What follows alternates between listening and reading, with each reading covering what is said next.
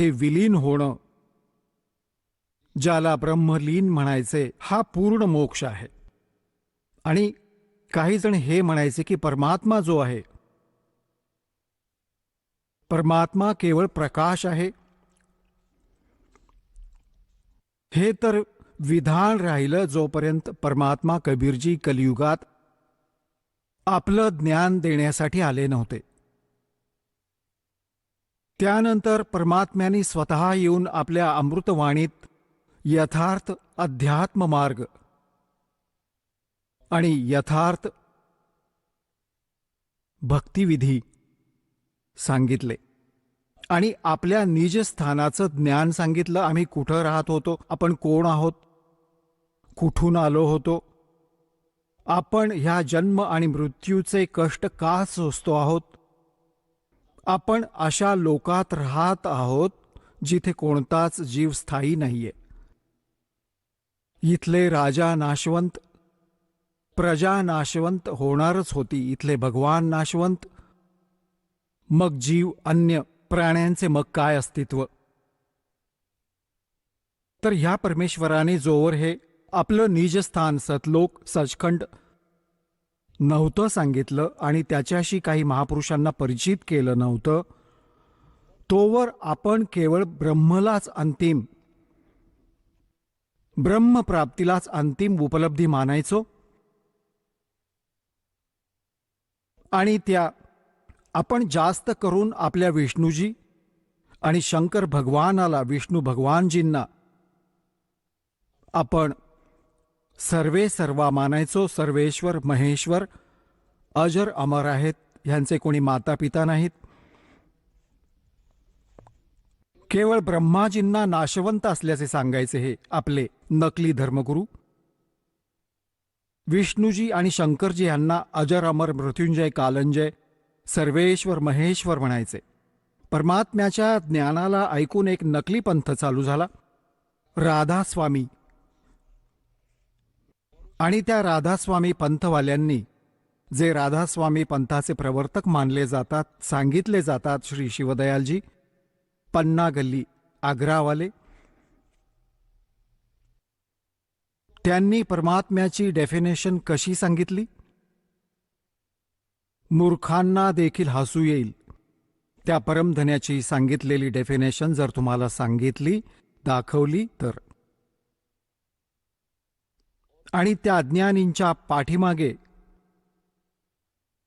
करोडोंच्या संख्येने भोळे आत्मे लागले त्याला परमसंत मानून, कारण की त्यांनी आधीपेक्षा काही वेगळं ज्ञान सांगितलं अध्यात्माचं. त्यांनी काय सांगितलं की सतलोक आहे, वर 4 लोक. कबीर परमात्म्याचा एक शब्द आहे, करने नो दीदार महल में प्यारा है. हे वाचून आपल्या अज्ञानाच्या आधारावर त्याला डिफाईन केलं, त्याचं भाषांतर केलं. त्यातलं वाचून यांनी काय सांगितलं की एक सतलोक आहे, मग अलख लोक आहे, नंतर अगमलोक आहे, मग अकह अनामी लोक आहे. त्यानंतर मग त्याच्या अनुयायांनी काय भर घातली की सतलोक आहे, अलख लोक आहे, अगम लोक आहे, अनामी लोक आहे आणि त्याच्यावर संपूर्ण राधास्वामी लोक आहे. म्हणजे अजून 5वा बनवला यांनी आपल्या अज्ञानामुळे. आणि श्री शिवदयालजींना ते राधास्वामी म्हणू लागले, कारण की श्री शिवदयालजींच्या धर्मपत्नीचं नाव नारायणी देवी होतं. तिला प्रेमाने लोक, इतर श्रद्धाळू राधाजी म्हणायचे आणि शिवदयालजींना श्रीकृष्ण मानायचे. म्हणून श्री शिवदयालजींना राधास्वामी म्हणू लागले. जसं कोणी उमास्वामी म्हणतो, उमास्वामी, उमाचा स्वामी कोण? भगवान शंकर. उमास्वामी जे आहेत, उमास्वामी म्हणण्याचा अर्थ हा आहे की श्री शंकरजींना संबोधित करत आहे ती व्यक्ती जी उमास्वामी म्हणत आहे, म्हणजे उमेचा पती. राधास्वामी हा राधेचा पती श्री शिवदयालजी होते. आता श्री शिवदयालजी काय होते? श्री शिवदयालजींकडे कोणते आध्यात्मिक ज्ञान होते आणि काय त्यांचा भक्तिविधी होता? पुण्यात्म्यांनो, दासाला रडायला येतं काही वेळा की अशा मूर्ख व्यक्तींच्या मागे आणि अशी सुशिक्षित लोक फसलेली आहेत, कारण की त्यांनी ह्या राधास्वामीला, शिवदयालजींना परमधनी आणि मोठा पोहोचलेला मानलं की अध्यात्म मार्गात हा खूप मोठ्या स्थानी पोहोचला. आणि ह्या कारणाने त्यांनी काहीही ऑब्जेक्शन नाही घेतलं, कारण की जसा डॉक्टर असतो, आता डॉक्टरचं शिक्षण वेगळं आहे, इंजिनिअरिंगचं शिक्षण वेगळं आहे. आता इंजिनियर भले चीफ इंजिनियर झाला, तो रोगी होतो आणि कुठे त्याला बोर्ड दिसतो डॉक्टर, तेव्हा त्याच्याकडे जातो आणि त्यांनी छान पदवी लावून ठेवली, MBBS MD आणि अमुक आणि सर्जन. मग तर काय सांगणार? आता तो चीफ इंजिनियर ह्याला डॉक्टर समजून तिथे जातो, जी कोणती टॅबलेट तो देतो ती खातो, बरं वाटेल न वाटेल हे त्याचं नशीब आहे. जर हा डॉक्टर असेल तर बरं वाटेल, डॉक्टर नसेल तर त्या चीफ इंजिनियरला काही असं भासणार नाही की हा काही डॉक्टर नाही, कारण की त्याचं शिक्षण मेडिसिनच्या बाबतीत अननोन आहे, अनभिज्ञ आहे. अगदी अशाच प्रकारे ह्या ग्रुपमध्ये जशा हायली एज्युकेटेड व्यक्ती पण आहेत, जशा IAS IPS कर्नल, मिलिटरीमधले कर्नल, लेफ्टनंट, तहसीलदार, SDM, जज. आता यांनी हे शिक्षण वेगळं घेतलं आहे आणि हे अध्यात्म शिक्षण वेगळं आहे, भिन्न आहे. यांनी ह्या राधास्वामी पंथाच्या प्रवर्तकाला, श्री शिवदयालजीला, एक महापुरुष आणि साक्षात्कारी संत मानून समर्पण केलेलं आहे. त्यांनी जे ज्ञान सांगितलं ते योग्य असेल, कारण की हे ह्याच मार्गातले व्यक्ती आहेत. आता पुण्यात्म्यांनो, डॉक्टरच्या समीकरणाला, डॉक्टरच्या मेडिसिनला डॉक्टरच सांगू शकेल की ते ह्या रोगासाठी आहे की नाहीये. आणि दुसरी ओळख त्याची असते की ज्या रोगासाठी मेडिसिन असतं ते कुठल्या ना कुठल्या पुस्तकात देखील लिहिलेलं असतं. तर जेव्हा एक व्यक्ती सांगते की ह्या रोगावर ही टॅबलेट असू शकते, दुसरा म्हणतो की नाही ही असते, तेव्हा ह्यामध्ये निर्णय केला जातो की त्यात कोणता क्षार आहे आणि ह्या रोगावर कोणता क्षार गुणकारी ठरेल. तेव्हा डॉक्टरच त्याची खुणगाठ पटवून देतात आणि तरीही नाही खात्री, विश्वास वाटला तर त्या पुस्तकातून मेल केला जातो की बघा हे मेडिसिन आहे आणि त्याचे हे गुणधर्म आहेत, तेव्हा निर्णय होतो. तेव्हा अगदी अशाच प्रकारे हा दास सुद्धा एक आध्यात्मिक टीचर आहे. आणि जेवढेही धर्मगुरू आहेत हे सर्व आध्यात्मिक टीचर वर्तमानातले आहेत म्हणवतात. कोणी सद्गुरू म्हणवतात, कोणी मंडलेश्वर झाला आहे, कोणी आचार्य, कोणी शंकराचार्य, हे सारे आध्यात्मिक गुरु आहेत. आता जी व्यक्ती आपल्या सिलॅबसशी परिचित नाहीये, सिलॅबस म्हणजे पाठ्यक्रमाशी, तर ती शिक्षक नाहीये. भले त्याला भोळे विद्यार्थी, अध्यापक आणि टीचर म्हणत असोत, जर त्याला आपल्या सिलॅबसची ओळख नसेल तर तो टीचर नाहीये. तेव्हा जितकेही आपले धर्मगुरू झाले आहेत, विशेष करून हिंदू धर्माशी आपली चांगली ओळख आहे, आणि जितकेही आजवर ऋषी महर्षी झाले आहेत, इन्क्लुडिंग ब्रह्मा विष्णू महेश, ज्यांची आपण भगवान समजून पूजा करत होतो, ह्यांनाही अध्यात्म मार्ग, यथार्थ अध्यात्म मार्गाची माहिती नाही. केवळ ते महापुरुष सोडून ज्यांना परमात्मा स्वतः येऊन भेटले होते त्यांना आपल्या यथार्थ स्थानी सचखंड सतलोकात घेऊन गेले होते आणि त्या आपल्याशी परिचित करून त्यांना परत सोडलं होतं. ते महापुरुष कोण कोण आहेत? आदरणीय धरमदास साहेबजी, आदरणीय मलुकदास साहेबजी, आदरणीय नानक देव साहेबजी जे शीख धर्माचे प्रवर्तक मानले जातात, आदरणीय दादू साहेबजी, आदरणीय गरीबदास साहेबजी गाव छुड़ानी जिल्हा झज्जर हरियाणा वाले, आदरणीय घिसा दास साहेबजी गाव खेखडा आणि जिल्हा आता बागपूर झालाय, पूर्वी मेरठ होता, उत्तर प्रदेश वाले, आदरणीय स्वामी रामानंदजी काशीवाले बनारस वाले. ह्या महापुरुषांना परमात्मा प्रत्यक्ष भेटले.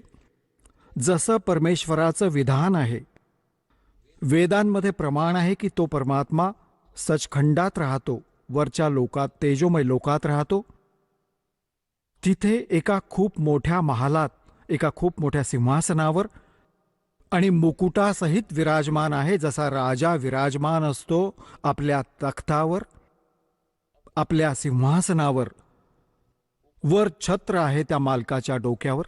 परमात्मा मानव सदृश्य आहे, नर आकार आहे. तो तिथून गती करून येतो, तिथून चालत येतो. सशरीर येतात भगवान आणि चांगल्या आत्म्यांना भेटतात, दृढ भक्तांना भेटतात. वेद प्रमाणित करत आहेत की परमात्मा अशा लीला करतो. आणि पुण्यात्म्यांनो, जगातली कोणतीही व्यक्ती अशी नाहीये जी वेदांना, श्रीमद भगवद्गीतेला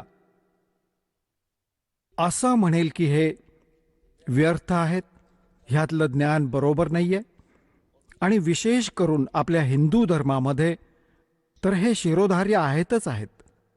तर पुण्यात्म्यांनो, आधी तर आपल्याला ही ओळख झाली पाहिजे की हू इज गॉड, कोण आहे परमात्मा आणि कसा आहे, कुठे राहतो, परमात्म्याची आवश्यकता का आहे. त्याला मिळवण्यासाठी राजांनी राज्यांचा त्याग केला आणि ऋषी महर्षींनी आजीवन आपली साधना करत करत शरीर झिजवली. तर कसा आहे तो भगवान, कसं आहे ते स्थान ज्यासाठी इतके त्रास सहन करावे लागले आणि करत आहोत, अजूनही आपण ते करतो आहोत. तेव्हा ह्यासाठी तो मग कशामुळे भेटतो? जेव्हा तुमच्या ह्या सगळ्या शंकांचं निरसन होईल, सर्व कॉन्सेप्ट्स क्लिअर होतील, तेव्हाच तर तुम्ही भक्त व्हाल.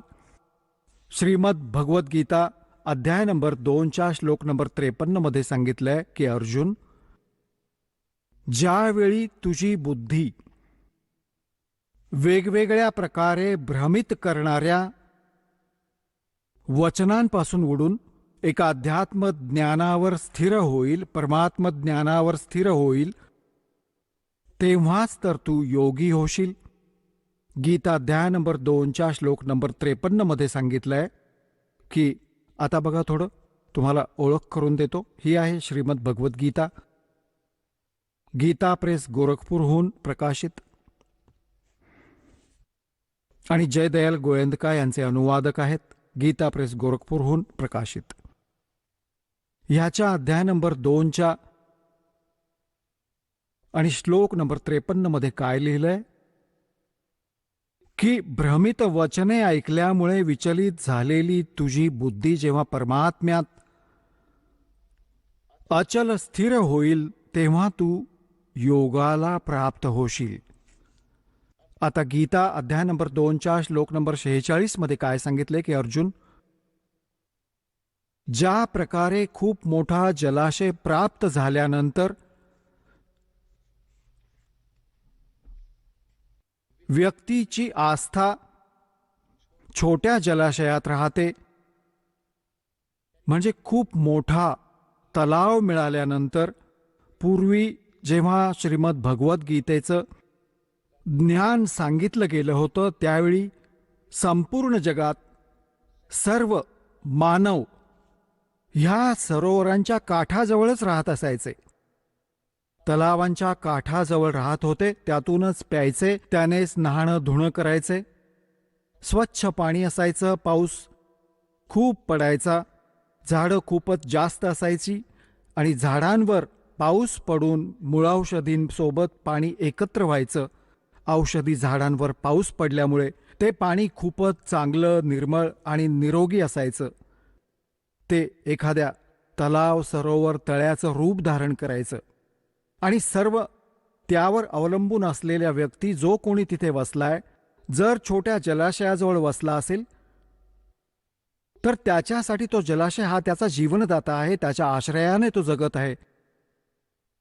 आणि त्या छोट्या सरोवरामध्ये, छोट्या जलाशयामध्ये, छोट्या तलावामध्ये एखाद्या वर्षी पाऊस पडला नाही तर त्यातलं पाणी आटून जातं.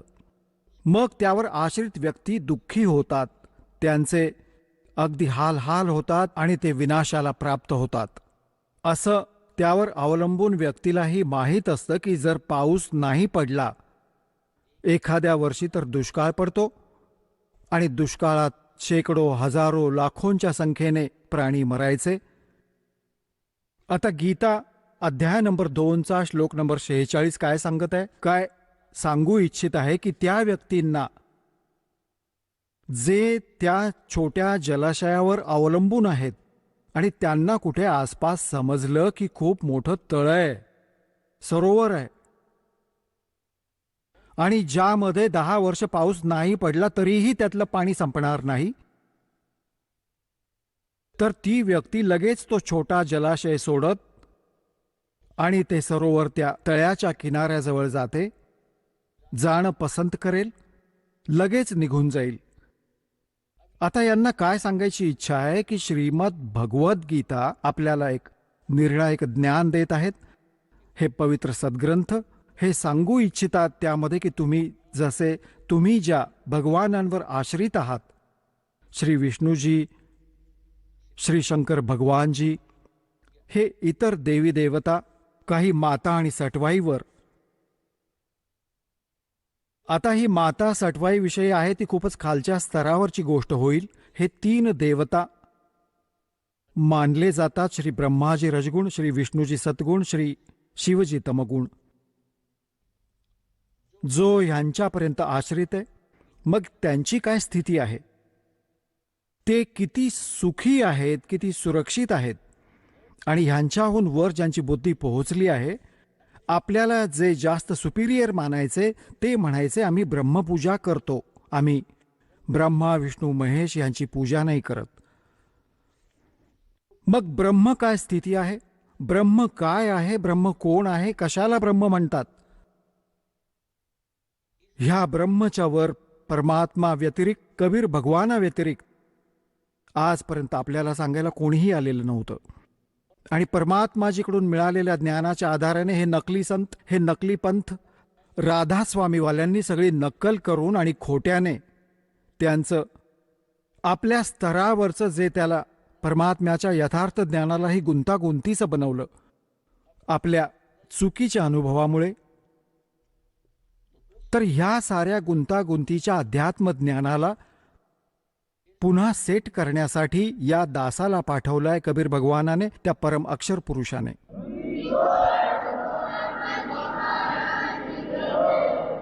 आणि त्याविषयी परमात्म्याने कबीर साहेबांनी सांगितलंय की नौमन सूत उड़ जिया, ये ऋषि रहे जखमार, और सतगुरु ऐसा सुलझा दे, उड़ जाना दूजी बार. तर आता अध्यात्म ज्ञान असं उघडलंय दासाने कबीर परमात्म्याच्या कृपेने, त्यांच्याद्वारे दिलेली बुद्धी आणि त्यांच्याद्वारे मिळालेल्या सूक्ष्म वेदाच्या ज्ञानाने. आता ह्या कलियुगात अध्यात्म मार्ग कोणी गुंतागुंतीचा करू शकणार नाही. भक्ती कोणी करा किंवा नका करू, आणि भक्ती करणार, कारण की भक्ती करताच तर आपण वेगळे होत गेलो. पूर्वी आपण हिंदू बनलो, मग ख्रिश्चन बनलो, मग मुसलमान बनलो, मग शीख बनलो. आपण भगवानासाठी वेगळे होत चाललो आहोत. आता राधास्वामी बनले, कोणी निरंकारी बनले. तर हे आपण का झालो? कारण की परमात्म्यासाठी डिवाइड झालो आपण. आता पुन्हा एक होऊ. जेव्हा ज्ञान एक झालेलं असेल, भगवान एकच समोर येईल, आपण पुन्हा एकत्र येऊ. आपण मानव आहोत. जीव आपली जात आहे. मानव धर्म आपला. हिंदू, मुस्लिम, शीख, ख्रिश्चन कोणताही धर्म नाहीये वेगळा. हे एक दिवस तुमच्या हृदयात नीट जागा बनेल याची सत्यतेसोबत, एकतर फॉर्मॅलिटी असते, सत्यतेसोबत तुम्ही ह्याचा स्वीकार कराल की आपण वेगळे नाही आहोत, आपण इथले रहिवासी नाही, आपण सतलोकात राहणारे. आता जो प्रसंग चालू आहे, गीता अध्याय नंबर 2च्या श्लोक नंबर 46 मध्ये सांगितलंय की छोट्या जलाशयावर अवलंबून कोणी व्यक्ती आहे आणि त्याला खूप मोठा जलाशय म्हणजे तळ प्राप्त झालंय, तेव्हा तो छोटा जलाशय मोठा जलाशय मिळाल्यानंतर छोट्या जलाशयाचं जे प्रयोजन उरतं, ठीक अशाच प्रकारे त्या परमात्म ज्ञान मिळाल्यानंतर, ते परमात्म ज्ञान मिळाल्यानंतर त्या परमक्षर ब्रह्मच्या परिपूर्ण मार्गाच्या, त्या अध्यात्म मार्गाच्या प्राप्तीनंतर ह्या छोट्या भगवानांवर, इतर भगवानांवर जशी श्रद्धा असेल, अशी श्रद्धा असेल जशी छोट्या जलाशयावर असते मोठा जलाशय मिळाल्यानंतर. आता कशी? जसा कोणी छोट्या तलावावर आश्रित असायचा, त्यातलं चांगलं पाणी असायचं, स्वच्छ पाणी असायचं, शुद्ध पाणी असायचं आणि त्याने आपलं जीवननिर्वाह करायचं, पण ते पुरेसं नव्हतं, सफिशियंट नव्हतं. ते त्याला माहीत होतं एखाद्या वर्षी पाऊस पडला नाही तर हाल होऊन परिवारासकट नष्ट होऊ. पण ते पाणी खराब नव्हतं, मात्र पुरेसं नव्हतं. आणि जेव्हा तो तलाव सापडतो तेव्हा ते पाणी त्याहूनही शुद्ध असतंच, तसंच आहे आणि पुरेसं आहे. पण त्या छोट्या जलाशयाला सोडून लगेच त्या दुसऱ्या मोठ्या जलाशयावर ती व्यक्ती आश्रित राहते. तेव्हा ह्याच प्रकारे जेव्हा आपल्याला त्या परमपिता परमात्मा पूर्ण ब्रह्म सत्यपुरुषाची माहिती होईल आणि त्याचा महिमा समजेल की त्या परमात्म्याची भक्ती आणि त्याला शरण गेल्यामुळे आपल्याला काय काय लाभ होतील आणि ह्या ज्या ज्या भगवानांवर आपण अवलंबून आहोत त्यांची काय स्थिती आहे, तेव्हा म्हणतात की तुमची श्रद्धा मग ह्यांच्यावर तितकीच राहील जशी मोठा जलाशय मिळाल्यानंतर छोट्या जलाशयावर उरते. तो छोटा जलाशय वाईट नाही वाटत, पण तो सफिशियंट नाहीये, त्यामुळे त्याचा त्याग करणे हे त्याला योग्य वाटतं. ठीक अशाच प्रकारे ह्या अध्यात्म मार्गाला गीता अध्याय नंबर 2च्या श्लोक नंबर 46 मध्ये समजावण्याचा प्रयत्न केला आहे. बघा, श्रीमद भगवद्गीता अध्याय नंबर 2 मधला हा बघा, गीता अध्याय नंबर 2 आणि श्लोक नंबर हा 46.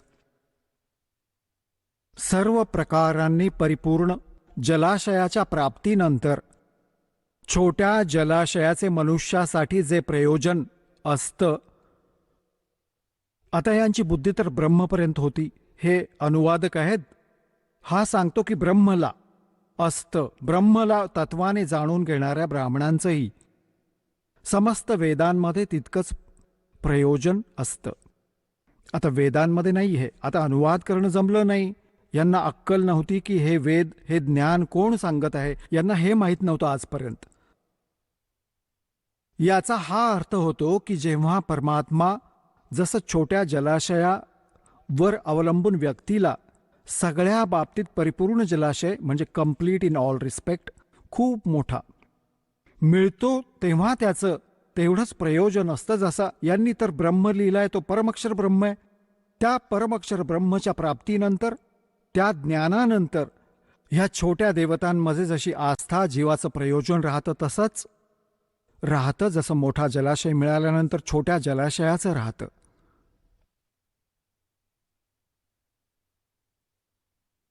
आता पुण्यात्म्यांनो,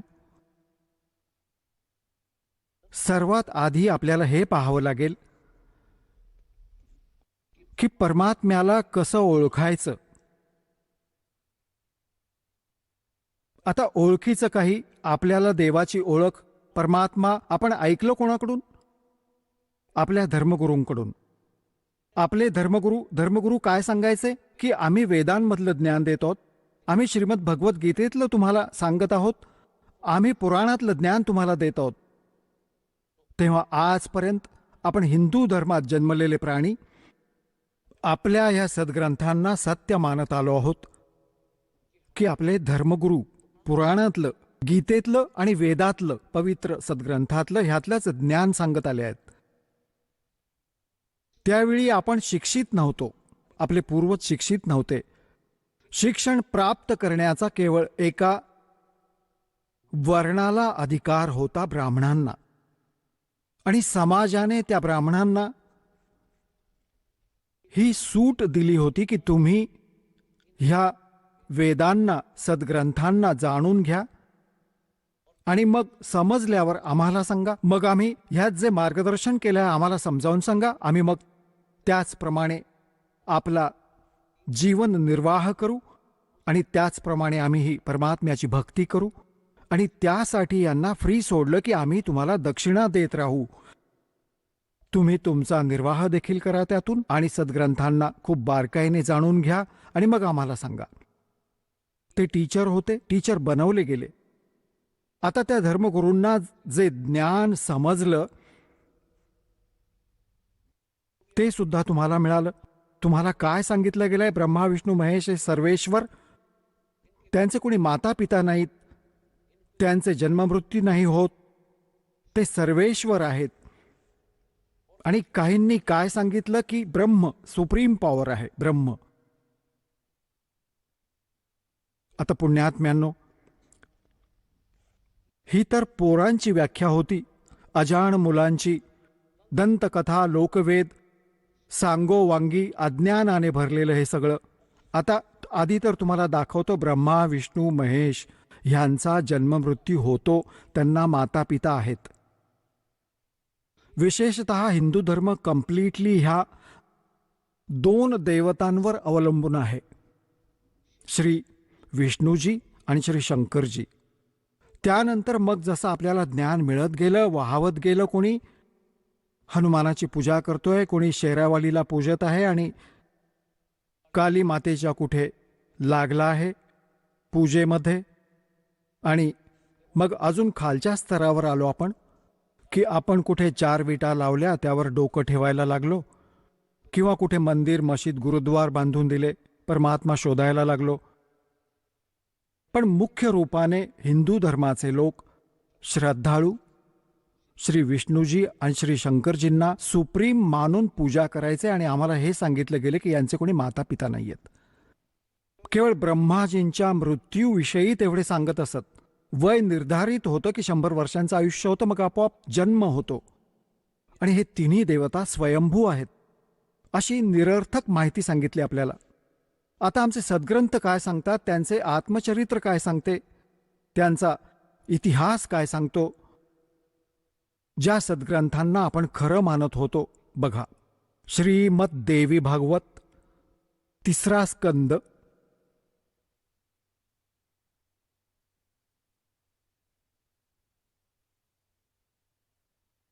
हे गीता प्रेस गोरखपूरहून प्रकाशित आहे. हे बघा, याचे हे सचित्र मोठा टाईप, केवल हिंदी. संपादक हनुमान प्रसाद पोद्दार, चिम्मनलाल गोस्वामी. आणि हे इथून प्रकाशित आहे, मुद्रित आणि प्रकाशित आहे गीता प्रेस गोरखपूरहून. गीता भवन कार्यालय, कोलकाता का संस्थान, गीता प्रेस गोरखपूर. ह्याच्या 123व्या पानावर घेऊन जातो तुम्हाला. अगदी दोन मिनिटात सगळी गोष्ट समजून येईल. 123 पानावर हा 3रा स्कंद. भगवान विष्णू आपली माता दुर्गा हिच्या महिम्याची स्तुती करताना, त्यांची स्तुती करताना म्हणतात, तू शुद्ध स्वरूप आहेस. हा सगळा संसार तुझ्यातूनच उद्भाषित होत आहे. मी ब्रह्मा आणि शंकर आम्ही सारे तुझ्या कृपेनेच विद्यमान आहोत. आमचा आविर्भाव म्हणजे जन्म, तिरोभाव म्हणजे मृत्यू. आमचा तर जन्म आणि मृत्यू होत असतो. केवळ तूच नित्य आहेस, जगत जननी आहेस, प्रकृती आणि सनातनी देवी आहेस. हा प्रकृती शब्द लक्षात ठेवा की दुर्गेला प्रकृती देखील म्हणतात. ज्यावेळी दास तुम्हाला श्रीमद भगवद्गीतेत हे सिद्ध करेल की ब्रह्मा विष्णू महेश यांची उत्पत्ती दुर्गेपासून झाली आहे. आणि गीतेमध्ये सांगितलंय त्यावेळी प्रकृती शब्द तुमच्या उपयोगाला येईल की प्रकृती दुर्गेला म्हणतात. गीतेमध्ये 2 प्रकृती सांगितल्या आहेत. एक तर जड, जसे हे अग्नी वायू हवा वगैरे, आणि एक चेतन. चेतन ही दुर्गा प्रकृती आहे. तेव्हा ह्यासाठी म्हणतात की तुम्हीच प्रकृती आहात. आणि मग भगवान शंकर काय म्हणतात बघा. भगवान शंकर म्हणाले, देवी, जर महाभाग विष्णू तुझ्यामुळेच प्रकट झाले आहेत, त्यांच्यानंतर उत्पन्न झालेले ब्रह्मा देखील तुझेच बालक झाले, मग मी तमोगुणी लीला करणारा काय तुझे मग मी तमोगुणी लीला करणारा शंकर काय तुझे संतान नाही झालो? अर्थात मलाही उत्पन्न करणारी तूच आहेस शिवे. संपूर्ण संसारात सृष्टी करण्यात तू मोठी चतुर आहेस. ह्या जगाच्या सृष्टी स्थिती आणि संहारात तुझे गुण नेहमीच समर्थ आहेत. त्याच तिन्ही गुणांमुळे उत्पन्न आम्ही होय आम्ही ब्रह्मा विष्णू आणि शंकर नियमानुसार आपल्या कार्यात तत्पर असतो. आता पुण्यात्म्यांनो, ह्या पवित्र पुराणाच्या काही ओळींनी 4-5 कॉन्सेप्ट्स क्लिअर केले आहेत. नंबर 1, ब्रह्मा विष्णू महेश ह्यांचा जन्ममृत्यू होतो, हे अविनाशी नाहीत. दुसरं हे केलं की दुर्गा प्रकृतीला म्हणतात. तिसरं हे झाले की प्रकृती दुर्गा यांची आई आहे. आणि चौथं हे झालं की रजगुण ब्रह्मा आहेत, सद्गुण विष्णू, तमोगुण शिवजी. आणि 5वं हे झालं की हे भगवान फक्त वर्क डन देऊ शकतात. जसं ज्याचं कर्म आहे त्यामध्ये हे काहीही परिवर्तन नाही करू शकत. हे यातून सिद्ध झालं. आता हे सिद्ध झालं की ब्रह्मा विष्णू महेश नाशवंत आहेत. आता जो भगवान नाशवंत आहे आणि आपण त्यांची पूजा करतो, तर आपण सुद्धा नाशवंत आहोत, कारण की आपण तिथे जाऊ जिथे त्यांचा लोक आहे. ब्रह्माजींचा उपासक ब्रह्माजींच्या लोकात, विष्णूजींचा उपासक विष्णूजींच्या लोकात, शिवजीचा उपासक शिवजींच्या लोकात. आणि हे भगवान नाशवंत आहेत आणि ह्यांचाही मृत्यू होईल, ह्यांचा लोक ही नष्ट होईल. मग आपण सुद्धा गेलो जन्ममृत्यूमध्ये. म्हणजे आपल्याला कंप्लीट मोक्ष नाही मिळाला, संपूर्ण मोक्ष नाही मिळाला. कोणता मोक्ष? श्रीमद भगवद्गीता अध्याय नंबर 15च्या श्लोक नंबर 1 ते 4 मध्ये सांगितलंय की हा वर मूळ आणि खाली 3 गुणरूपी शाखा असलेला संसाररूपी वृक्ष आहे. आणि जो संत ह्याच्या सगळ्या विभागांची भिन्न भिन्न फोड करून सांगेल, तोच तत्वदर्शी संत आहे, वेदांचं तात्पर्य जाणणारा आहे. परत सांगितलंय की त्यानंतर गीता अध्याय नंबर 15च्या श्लोक नंबर 4 मध्ये म्हटलं आहे, जेव्हा तत्वदर्शी संत भेटेल त्यानंतर परमेश्वराच्या त्या परमपदाचा शोध घेतला पाहिजे, जिथे गेल्यावर साधक परत फिरून कधीच संसारात येत नाहीत. आणि ज्या परमेश्वराने सगळ्या ब्रह्मांडांची रचना केली आहे, अर्थात ज्या परमेश्वरामुळे संसाररूपी वृक्षाच्या प्रवृत्तीचा विस्तार झाला आहे,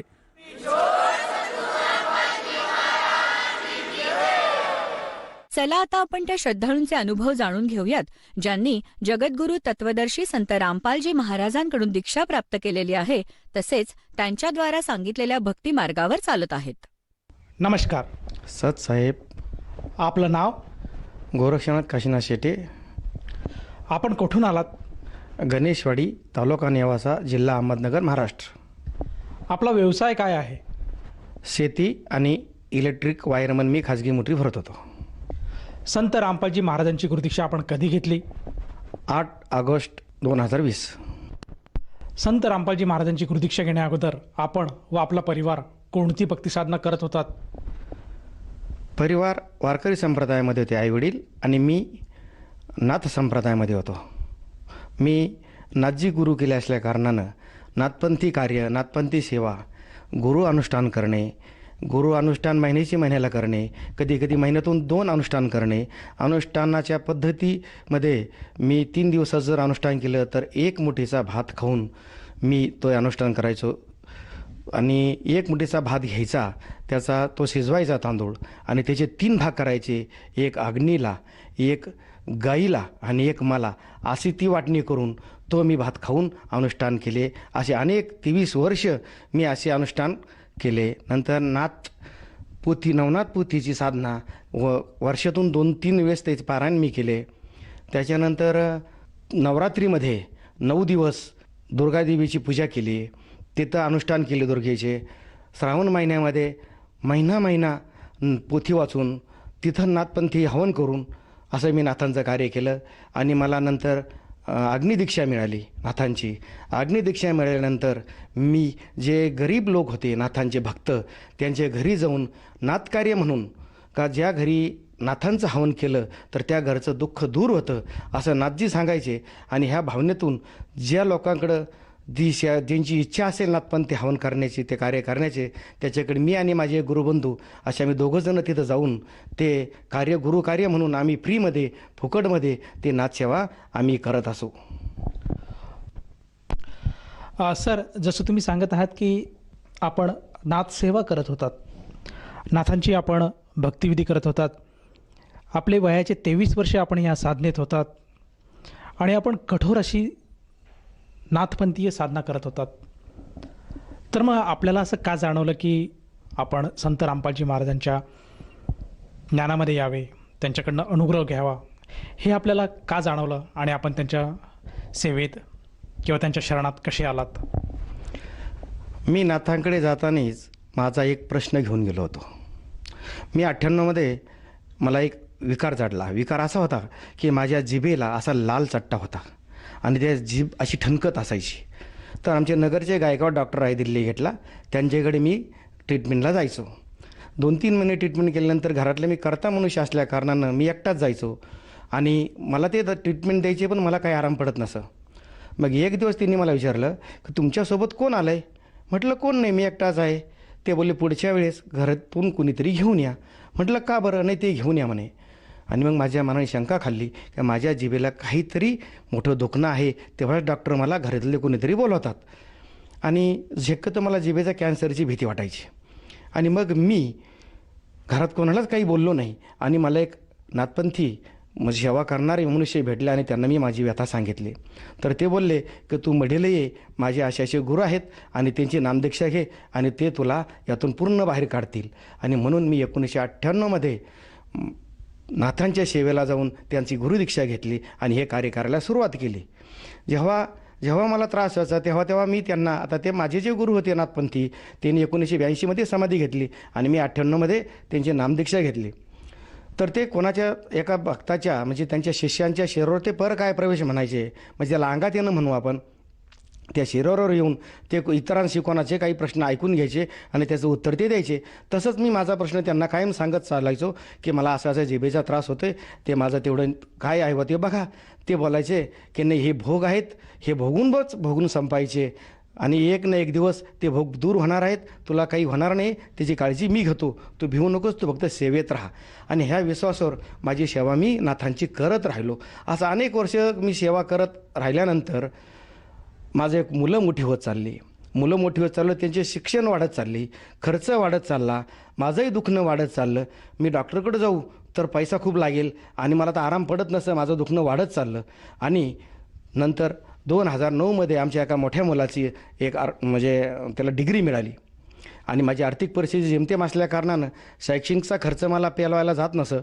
कौटुंबिक परिस्थिती साधारण होती आणि नाथांचा आशीर्वाद आहे असं मी समजत होतो आणि मी मुलांच्या शिक्षणाला कुठेही खर्चात कमी पडलो नाही आणि ते करायचा मी प्रयत्न केला.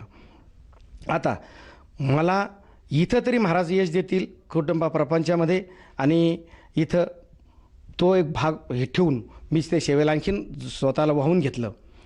आता 2015मध्ये माझ्या त्या 15पर्यंत मुलाला नोकरी मिळाली नाही.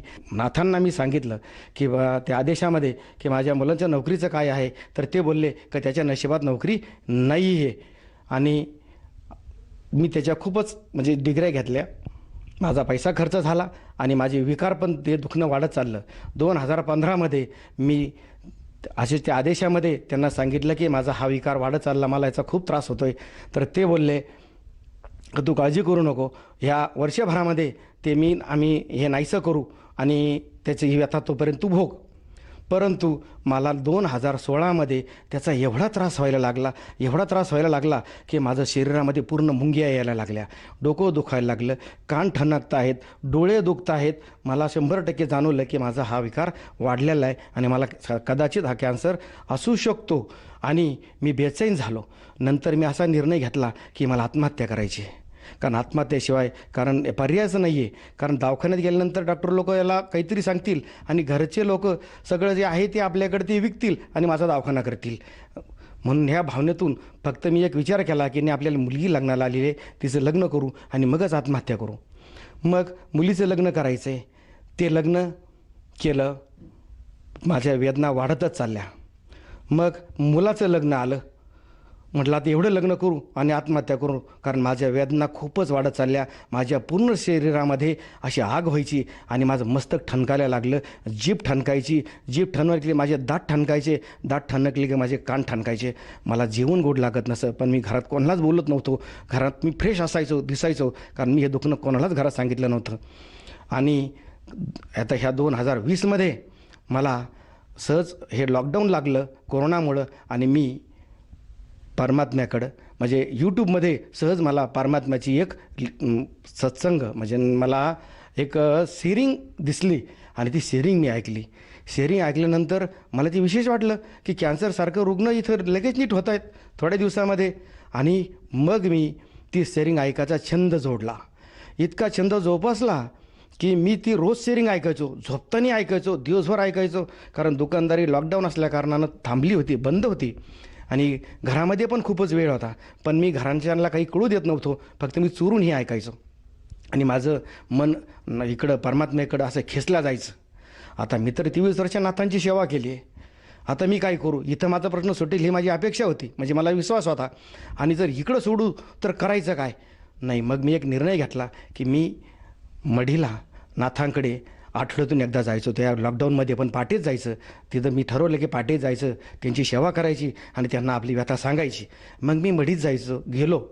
जवळजवळ मी 4 महिने आठवड्यातून एकदा जायचो आणि तिथं सेवा करून माझी सेवा आटपली की मी सांगायचो, नाथजी मला एक असा मार्ग दिसला आहे, असा मार्ग माझ्या दुखण्याकरता सापडतो आहे. जर तुम्ही एवढे माझे 23 वर्ष झाले मी सेवा करतो आहे, माझ्या मार्गाचं उत्तर मला तुम्ही अजूनही दिलेलं नाही, मला तुम्ही दिसले पण नाही आहेत. गुरु म्हणून मी तुम्हाला मानलं आहे ना, तुम्ही समाधी घेतल्यानंतर मी आलो आहे, मला कबूल आहे. परंतु मला तुम्ही दिसले नाहीत ना, मला दृष्टांत नाही तुमचा. दुसऱ्याच्या शरीरावरून तुम्ही आदेश म्हणजे दुसऱ्याच्या शरीरावर येऊन तुम्ही सांगताय, त्याच्यावर भावविश्वास ठेवून मी आजपर्यंत जगलो नाही. माझी आज खरोखर जर मनापासूनची सेवा असेल तर तुम्ही मला माझ्या प्रश्नाचं उत्तर द्यावं. आणि मी त्यांना सांगायचो की मला तुम्ही माझ्या प्रश्नाचं उत्तर द्या, नाहीतर मी इकडं असा मला मार्ग दिसतोय परमात्म्याचा, मी तिकडे जाणार आहे. आणि हे मी सलग 4 महिने जाऊन त्यांना सांगायचो की मी जाणार आहे. आणि असं ठरून मला त्यांचं काय 4 महिने उत्तर मिळालं नाही. ऑगस्टपर्यंत त्यांची मी वाट बघितली उत्तर येण्याची आणि मी कदाचित त्यांनी मला ते उत्तर दिलंच नाही. आणि मी माझा निर्णय घेतला की मला आता परमात्म्याकडं जायचं आहे. आणि मग मी आश्रमामध्ये फोन केला. फोन लावल्यानंतर मला त्यांनी नगरच्या नामदान सेंटरचा पत्ता दिला आणि मी नामदान सेंटरवर जाऊन 8 ऑगस्टला नामदीक्षा घेतली. सर, जसं तुम्ही सांगत आहात की 98पासून आपल्याला जिभेचा आजार होता आणि ते दुखणं इतकं भयंकर होतं की तो जो त्रास आहे, त्या ज्या वेदना आहेत त्या पूर्णपणे आपल्या शरीरामध्ये भिनल्या गेल्या होत्या. आपल्याला डोक्याचा त्रास होता, आपल्याला पूर्णपणे शरीरामध्ये मुंग्या येत होत्या आणि हे दुखणं वारंवार वाढतच होतं.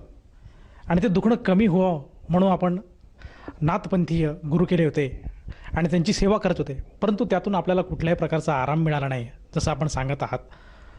मग आपल्याला संत रामपालजी महाराजांचे जे काही त्यांच्या भक्तांचे अनुयायांचे जे काही अनुभव आहेत ते तुम्ही ऐकले आणि तुम्हालासुद्धा विश्वास वाटला की आपलंसुद्धा दुखणं संत रामपालजी महाराजांच्या शरणात आल्यानंतर कदाचित जाऊ शकतं. म्हणून आपण संत रामपालजी महाराजांच्या शरणात आलात. तर मला असं विचारायचं आहे की जेव्हा आपण संत रामपालजी महाराजांची नामदीक्षा घेतली त्यानंतर आपलं जे पूर्वीचं दुखणं आहे त्या दुखण्यात काही बदल किंवा फरक आढळला का? हो भगतजी, बंदीचेड सद्गुरू रामपालजी महाराजने माझ्यावर दया केली. ज्या दिवशी मी नामदीक्षा घेतली त्याच दिवशी माझा जिभेचा ठणक हाल थांबला आणि जिभेला माझा असा लाल चट्टा होता डाव्या साईडला, तो चट्टा थोडा करून 8 दिवसामध्ये तो नाहीसा झाला. जे माझं त्या जिभेच्या ठणकापासून जे माझं डोकं दुखत होतं, दात दुखत होते, डोळे दुखत होते, नव्या शरीरामध्ये अशी आग होत होती आणि ते सगळंच दुखणं माझं थोडं करून 1 महिना 1.5 महिन्यामध्ये माझं ते पूर्ण थांबलं आणि मी आता पूर्ण त्या दुखण्यातून अगदी फ्रेश आहे. मला कुठल्याही प्रकारचा त्या दुखण्याचा त्रास हा मला राहिलाच नाही. ही दया माझ्यावर परमात्म्याने केली. 23 वर्षे जे मी भोगलं ते मला इथं 2 महिन्यातच परमात्म्याने मला सुख दिलं. परमात्मा म्हणजे आपले सद्गुरू संत रामपालजी महाराज यांनी मला ते सुख दिलं. सर, जसं तुम्ही सांगत आहात की आपल्याला जो 23 वर्षाचा जो त्रास होता हा फक्त संत रामपालजी महाराजांच्या 2 महिन्याच्या सतसाधनेमुळे हा त्रास पूर्णपणे नाहीसा झाला. हे एक चमत्कारच आहे. ही अनुभूती तर आपल्याला मिळालीच, परंतु या व्यतिरिक्त आपल्याला आणखीन काही पारंपरिक, शारीरिक, असे काही आर्थिक या स्वरूपात काही लाभ प्राप्त झालेत का? हो बघाजी, मी तंबाखू खात होतो आणि वयाच्या 15 वर्षापासून मी तंबाखू खात होतो. ती तंबाखू नामदीक्षा घेतल्यापासून ती माझी त्याच दिवशी तंबाखू खाण्याची इच्छा माझी मिटली. का मी ते तंबाखू सोडण्याकरता अनेक प्रकारचे प्रयत्न केले, पण ती सुटतच नव्हती आणि ती तंबाखू माझी त्याच दिवशी सुटली आणि मी तंबाखू खायची बंद केली तिथपासून. आणि त्याच्यानंतर माझ्या कुटुंबानी, पूर्ण माझं कुटुंब 10 माणसाचं कुटुंब आहे, सगळेच माझ्या कुटुंबानी बंदीजोड सद्गुरू रामपालजी महाराजांच्या शरणी आलेलं आहे. सगळ्यांनी रामपाल महाराजांची नामदीक्षा घेतलेली आहे. आणि माझे जे बंधू आहेत दुसरे, त्यांनी पण ज्या दिवशी नामदीक्षा घेतली त्याच दिवसापासून त्यांची तंबाखू खाण्याची सुटलेली आहे. हीच कृपा माझी परमात्म्याने आमच्या दोघा भावावरती केलेली आहे आणि आम्ही व्यसनापासून दूर झालेलो आहोत. सर, जसं तुम्ही सांगत आहात की संत रामपालजी महाराजांच्या शरणात आल्यानंतर आपल्याला जे व्यसन होतं तंबाखू खाण्याचं, त्या व्यसनापासून आपण पूर्णपणे दूर गेलात. आपण तर गेलाच, त्याचप्रमाणे आपले बंधूसुद्धा त्या व्यसनापासून दूर गेलेत आणि आपण आज दोघं भाऊसुद्धा व्यसनमुक्त आहात. तर ही एक समाज कल्याण करण्याचं कार्य संत रामपालजी महाराज आज आपल्यापुढे करत आहात. तर ह्या अनुषंगाने आपण जे आज जो समाज हा व्यसनाधीन झालेला आहे, जो काही समाज आज व्यसनाधीन झालेला आहे, त्या समाजाला, त्याचप्रमाणे जे काही दुःखी लोक आहेत, वेगवेगळ्या प्रकारच्या आजारांपासून जे झटत आहेत, झगडत आहेत, त्यांना जे वेदना होत आहेत, त्या सर्वांसाठी आणि जो श्रोतावर्ग आज आपल्याला TV चॅनलच्या माध्यमातून बघत आहेत, या सर्वांना आपण काय उपदेश किंवा संदेश द्याल? हो भगतजी, सरकार पण व्यसनाधीन सुटण्याकरता, व्यसनाचे दूर होण्याकरता अनेक प्रकारचे प्रयत्न करत आहे, परंतु ते काही सक्सेस होत नाही आहे. तर ज्यांना व्यसनं सोडायची, सगळ्यांनी मी विनंती करतो सगळ्यांना, सगळ्या अगदी समाजाला, महाराष्ट्रीयन लोकांना, माझ्या जुन्या नादबंधूंना, की तुम्ही इकडे या, जीवाचं कल्याण करून घ्या, व्यसन सोडा आणि परमात्म्याच्या सेवेत राहून स्वतःचं कल्याण करून घ्या. अहो, इथं आपल्याला मोक्षाचा मार्ग आहे. परमात्मा आपल्याला सर्वांनाच मोक्षात घेऊन जाणार आहेत, हे मात्र निश्चित खरं आहे. सर, असं तुम्ही का सांगू शकतात की संत रामपालजी महाराज हेच एक संत आहेत की जे व्यसनापासून समाजाला दूर करू शकतात? संत रामपालजी महाराज तंबाखू सोडण्याकरता आपल्या सत्संगातून ते नेहमी उपदेश करतात की तंबाखू किती वाईट आहे, तंबाखू खाणं किती गुन्हा आहे आणि तंबाखू खाणं हे किती महापाप आहे, हे जेव्हा आपल्याला कळतं. आणि सद्गुरू रामपाल महाराजांची नामदीक्षा घेण्याच्या अगोदर त्यांची जी नियमावली आहे, तर त्या नियमावलीमध्ये पहिली अट तीच आहे, जे व्यसनं आहेत, जे व्यसनं असतील ती थांबावं लागतील, व्यसनं सोडून द्यावं लागतील, तरच ती नामदीक्षा मिळते. आणि एक नामदीक्षा घेण्याच्या म्हणजे आपल्याला जी उत्कंठा असते त्याच्या माध्यमातून आपण गुरुवर म्हणजे आपला तो विश्वास ठेवून आपण जर ते आत्मसात केली नामदीक्षा, तर निश्चित तंबाखू खाण्याची, इतर व्यसन करण्याची ही जी आपली बुद्धी असते ती नाही, म्हणजे व्यसन दूरच होतं, खाण्याची इच्छाच होत नाही आहे. हे तितकंच खरं आहे.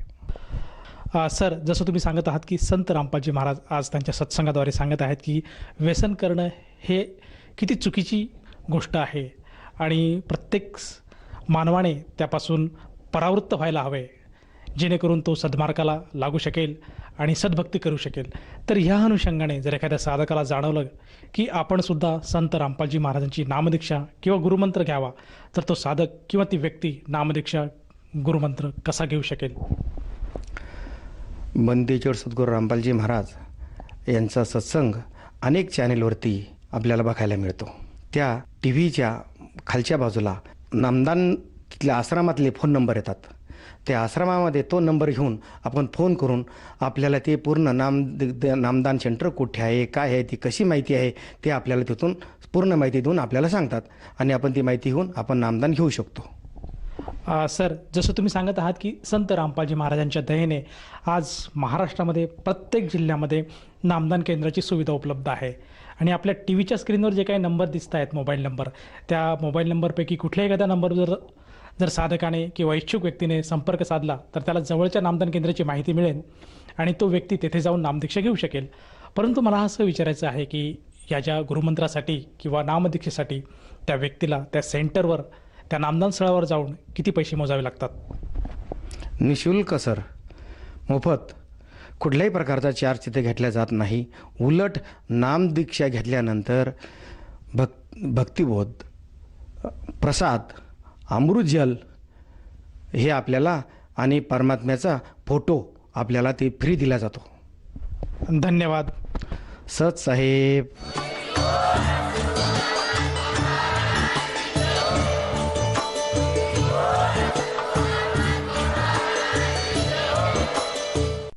आपण ऐकत होता जगद्गुरु तत्वदर्शी संत रामपालजी महाराजांचे मंगल प्रवचन. निशुल्क नामदीक्षा प्राप्त करण्यासाठी आणि अधिक माहितीसाठी संपर्क करा 7030303951 7030303952. आमची वेबसाईट आहे www.jagadgururampalji.org. सर्व पवित्र धर्मांच्या व पवित्र शास्त्रांवर आधारित प्रमाणित अनमोल पुस्तक ज्ञानगंगा किंवा जगण्याचा मार्ग यापैकी कोणतेही एक पुस्तक निशुल्क मागवण्यासाठी आम्हाला आपले पूर्ण नाव, पूर्ण पत्ता, पिनकोड सहित आणि फोन नंबर लिहून 7030303951 7030303952 नंबरवर SMS करू शकता किंवा आम्हाला 7030303950